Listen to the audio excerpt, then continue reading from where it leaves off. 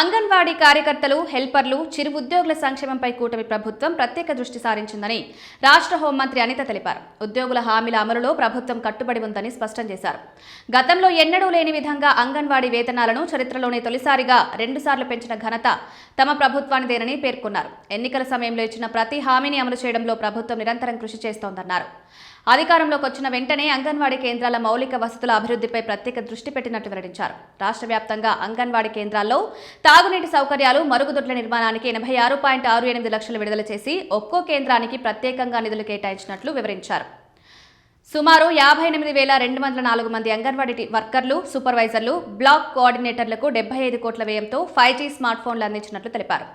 ఈ స్మార్ట్ ఫోన్ల ద్వారా గర్భిణీలు, బాలింతలు, చిన్నారులకు సేవలు మరింత వేగంగా, సమర్థవంతంగా అందుతున్నాయని వెల్లడించారు. ప్రభుత్వ చర్యల ఫలితంగా అంగన్వాడీ కేంద్రాల హాజరు శాతం 70 నుంచి 96 వరకు పెరిగిందని ఆమె పేర్కొన్నారు. ఏళ్లుగా ఎదురు చూస్తున్న గ్రాట్యుటీ సమస్యకు పరిష్కారం చూపిన ప్రభుత్వం ఇదేనని తెలిపారు. 2025 ఆంధ్రప్రదేశ్ బడ్జెట్లో గ్రాట్యుటీ చెల్లింపుల కోసం 20 కోట్లు కేటాయించి అధికారంలోకి వచ్చిన 9 నెలల్లోనే అంగన్వాడీలకు అండగా నిలిచిందన్నారు. రాష్ట్ర వ్యాప్తంగా 5,000 మినీ అంగన్వాడీ కేంద్రాలను పూర్తి స్థాయి కేంద్రాలుగా అప్గ్రేడ్ చేసే ప్రక్రియ కొనసాగుతోందన్నారు.